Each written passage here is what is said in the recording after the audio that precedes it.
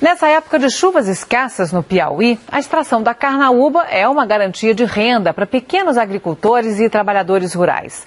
Na região norte do estado, o trabalho no campo é intenso para a colheita da folha da palmeira e retirada do pó, que é transformado em cera. Na fazenda Tabuleiro Alegre, em Campo Maior, a 80 quilômetros de Teresina, o corte da folha de carnaúba exige muito esforço físico e seu Chagas tem de sobra. O serviço é feito com uma vara de bambu de 8 metros, com uma foice bem na ponta. A atividade ele exerce há 10 anos. Para ele, uma forma de complementar a renda, numa época que plantar na roça é difícil. Não tem outro serviço mesmo no verão, só apoia mesmo.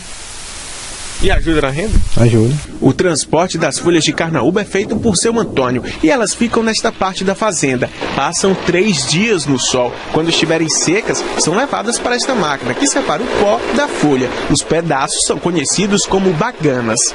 A bagana é utilizada na agricultura. Segundo os especialistas, serve para adubar o solo, umedecer a terra e ainda evitar o surgimento de ervas invasoras nas plantações. É o subproduto da palha que é utilizado para fazer a calagem do solo, né? Ela retém a umidade e evita que as ervas daninhas, né, sobrevivam. Já o pó é transformado em cera e será usado na indústria de cosméticos e para polimóveis e peças de carros. A carnaúba também é usada para a produção de vassouras. Com as folhas nas mãos, seu Genésio faz 300 por dia. Vende um pacote com 50 a 25 reais. Rapaz, o processo é o seguinte: a gente pega 5 palhas, corta a cabecinha dela e pareia e remata aqui com barbante, que eu acabei de falar pro senhor, né? Aí a gente faz ela rapidinho, coloca o anel chamado, isso aqui é um anel, né? Sim. A gente coloca e encostou e tá no ponto a vassoura. A palha da carnaúba também é bastante utilizada em artesanato. No Piauí, a safra vai até dezembro.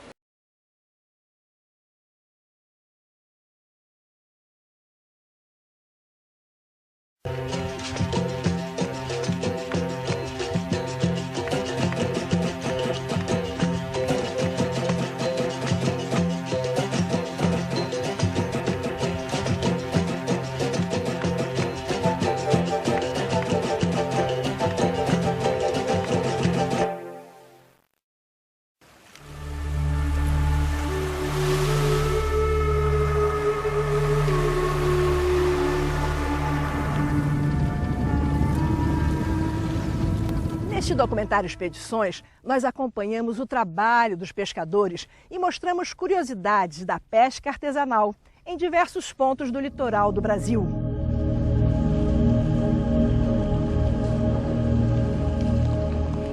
Mas os problemas que provocam o desaparecimento de várias espécies de peixes e camarões, o que prejudica a pesca artesanal costeira em nosso país.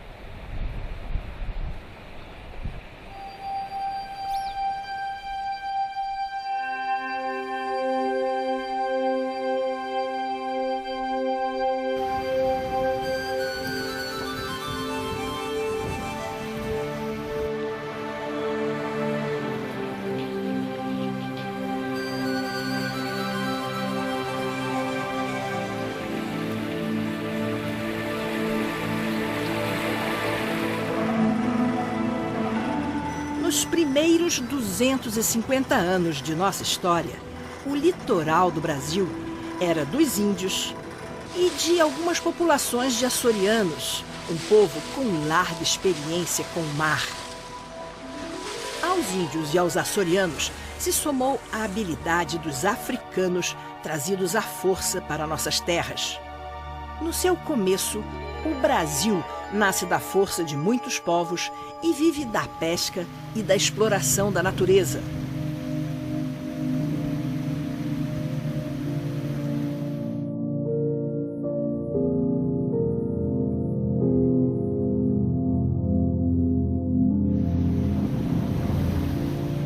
Textos da época do Brasil colônia descreviam uma população formada mais de esquecidos do que lembrados, mas mesmo assim viviam fartos no seu bastante e descansados no seu descanso.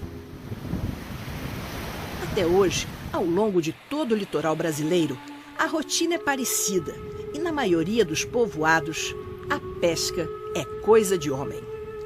Bem Bem cedinho, quando a paisagem surge no horizonte e os primeiros pássaros cantam, preparam-se os petrechos, empurram-se barcos e as remadas começam. Essas cenas podem ser vistas no litoral norte, nordeste, leste, sudeste e sul do Brasil. A pesca artesanal, feita em pequena escala e de forma sustentável por comunidades, representa mais da metade do que é consumido internamente. Por isso, o Brasil é verdadeiramente o país da pesca artesanal.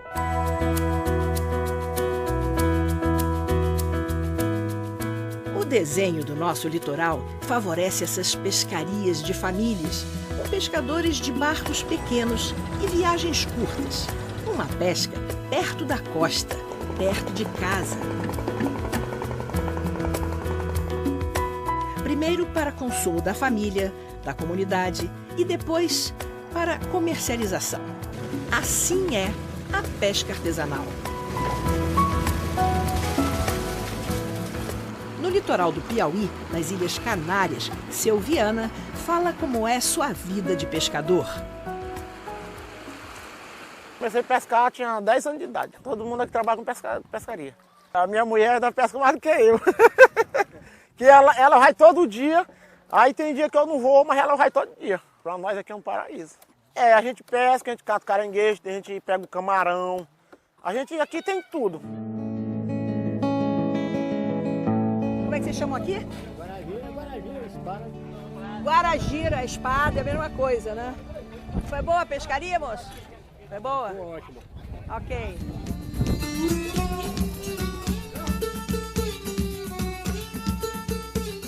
De norte a sul do Brasil, gravamos pescadores artesanais e escutamos que as dificuldades de trabalho têm aumentado. Poluição das águas, destruição dos hábitats naturais, especulação imobiliária e a concorrência da pesca industrial. Extremo sul da Bahia, uma região onde a pesca artesanal de peixe e camarão domina a vida de pequenas cidades costeiras. Região de Caravelas e Alcobaça. Nós estamos acompanhando a saída dos primeiros barcos da pesca do camarão, depois do chamado período de defeso.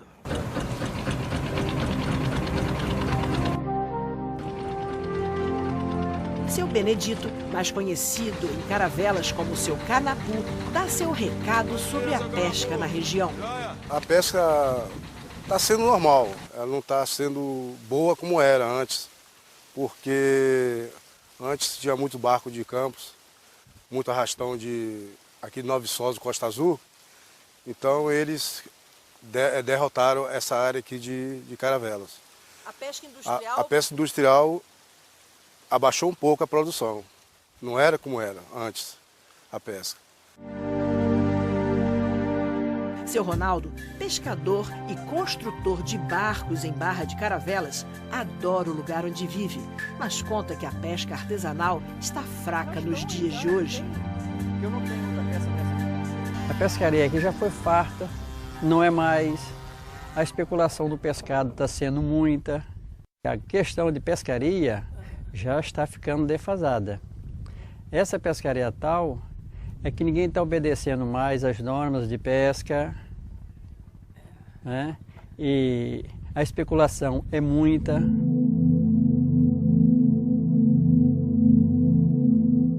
No trabalho com a pesca, também é preciso respeitar os períodos de criação, o defeso. Um período quando pescar é totalmente proibido. 2 defesos por ano. Na minha opinião, não era só 3 meses, tinha que ser 6 meses para poder ter a produtividade, né? E para o camarão crescer, né? Para o camarão crescer. Mas é só 45 dias entre defeso e outro. Então está deixando também a desejar. Podia fechar 3 meses no começo e 3 meses no final, que aí daria o crescimento do camarão. Mas infelizmente é só 45 dias no começo e 45 dias no final, que são 2 defesos por ano. Os pescadores têm que enfrentar também a pressão econômica, a globalização dos mercados, do consumo. A rotina na área costeira do Brasil mudou muito. No litoral do Rio de Janeiro, região de Arraial do Cabo e Búzios, junto com o turismo, a pesca artesanal é a base da economia.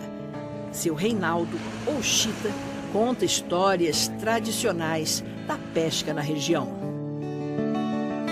A origem de Búzios é a pesca, os pescadores, os caiçaras, né? São o povo dos caiçaras, nós somos conhecidos por caiçaras, né?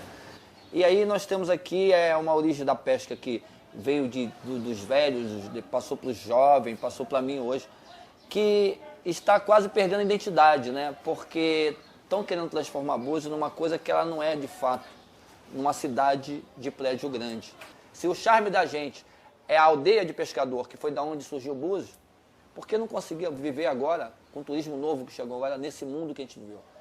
Na área da pesca, junto com o pescador, junto com o turismo de qualidade, mas junto também com o barquinho de pesca, junto também com aquele cara que fala errado, com aquele cara que mostra o peixe com a roupa toda suja. Eu acho que Búzios para mim é isso. E para os turistas de verdade, é esse Búzios que eles querem.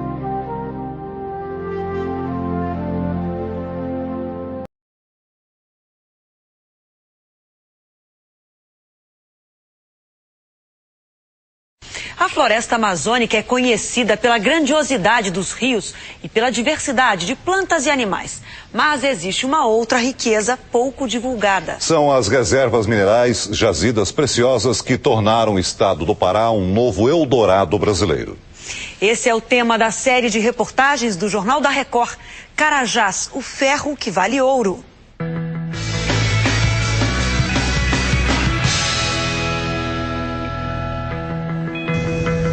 Numa região esquecida do Pará, o maior garimpo do mundo, Serra Pelada e suas toneladas de ouro atraíram multidões de aventureiros. A comparação com um formigueiro não é exagerada. A corrida do ouro terminou nos anos 90, enriqueceu alguns, frustrou milhares. A maior mina de ferro do mundo também está no Pará, na mesma região. Carajás fica no sul do estado, perto do rio Araguaia e próxima ao Maranhão e a Tocantins. A diferença é que na corrida do ferro não são os homens que se movem. A riqueza de Carajás precisa de muitos zeros para ser medida. 20 bilhões de toneladas de minério ainda vão sair daqui. É ferro para mais de um século. As reservas são grandiosas, mas quando se entra na área de mineração, há um personagem maior do que qualquer outro. Parece uma fábrica ou uma oficina, mas a gente está debaixo de um caminhão. Dá até medo de ficar aqui perto dele, é gigantesco. Olha a barra de direção e logo ao lado um dos amortecedores com 2 metros. E o pneu então? São 3,5 toneladas de borracha e o dobro da minha altura. Esse caminhão fora de estrada, como eles chamam aqui, tem capacidade para transportar 250 toneladas de minério de ferro. Um veículo bruto, comandado por mãos femininas. A mesma naturalidade para subir a escada e as montanhas de Carajás. Ádila treinou bastante até ser escolhida. Mesmo assim, o início não foi fácil. Primeira vez eu senti medo de não dar conta.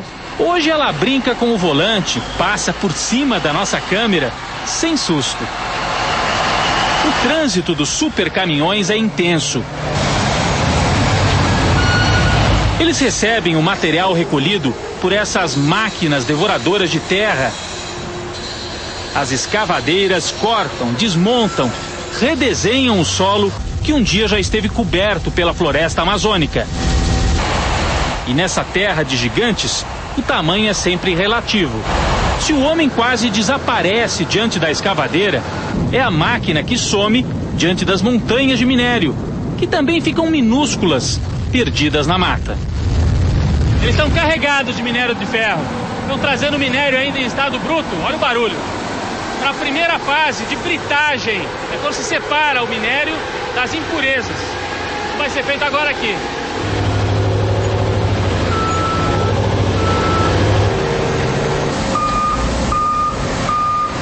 terra vem misturada. O material escuro é o minério, riqueza que vai ser separada da parte vermelha. Essa não tem valor comercial. O processo de seleção é nessas máquinas. A usina se estende por vários quilômetros. Uma cidade de ferro. Força, velocidade, barulho e poeira roubam o sossego da floresta. O minério ainda é lavado.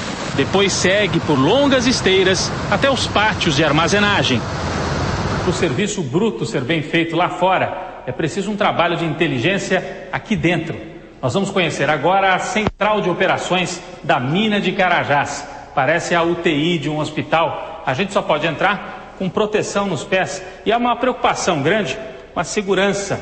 Daqui, os técnicos comandam.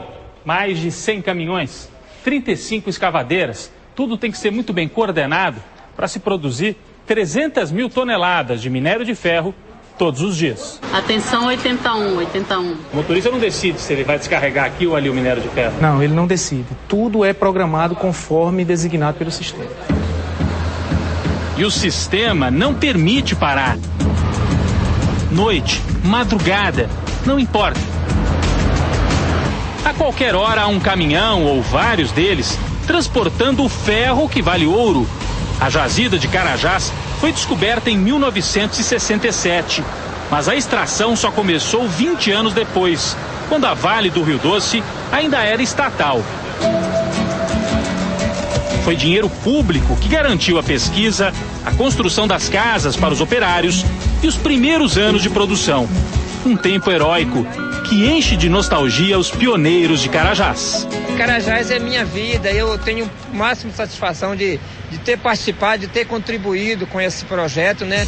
A empresa é hoje a segunda mineradora do mundo, com negócios em 30 países. Mas o coração continua no Pará. Carajás, sem dúvida nenhuma, é a área mais importante, na medida que existem produções concretas, fortes, explorações potenciais bastante interessantes. Então, para a Vale, Carajás é essencial. Na reportagem de amanhã, a história de um desbravador. Nós localizamos o homem que descobriu o tesouro de Carajás. 40 anos depois, ele conta como as preciosas jazidas foram encontradas quase por acaso. Veja amanhã, aqui no Jornal da Record.